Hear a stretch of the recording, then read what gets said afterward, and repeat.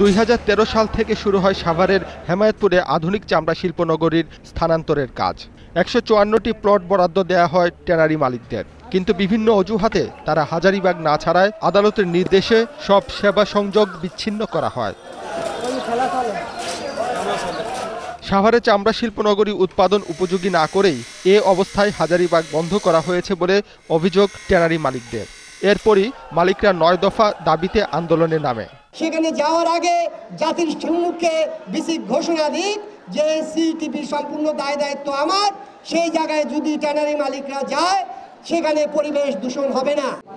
এদিকে উৎপাদন বন্ধ থাকায় শ্রমিকরা পড়েছেন অনিশ্চয়তার মুখে। তাদের দাবি সাভারে বাসস্থান ও স্বাস্থ্যকেন্দ্র সহ নাগরিক সুযোগ সুবিধা দিতে হবে।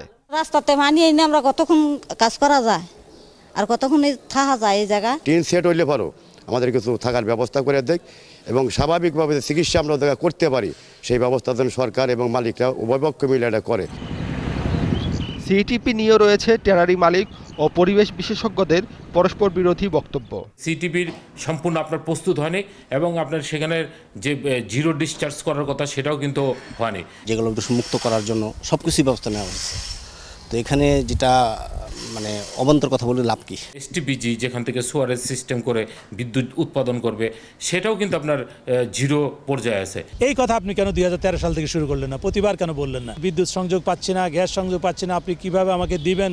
এই বিষয়গুলো তো তখন তারা নেগোসিয়েশন টেবিলে বসতে পারতো, কিন্তু তারা তো প্রতিপক্ষ হিসাবে ছিল, যাবে না বলে। এখনও অবকাঠামোগত নির্মাণ শেষ না হলেও কিছু প্রতিষ্ঠান এরই মধ্যে স্থানান্তর করে উৎপাদন শুরু করেছে।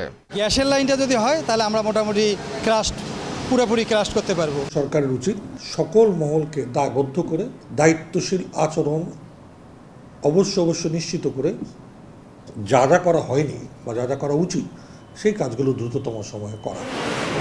অর্থনৈতিক উন্নয়নের পাশাপাশি দূষণ রোধে সবাইকে সচেতন হওয়ার আহ্বান জানান পরিবেশ বিশেষজ্ঞরা।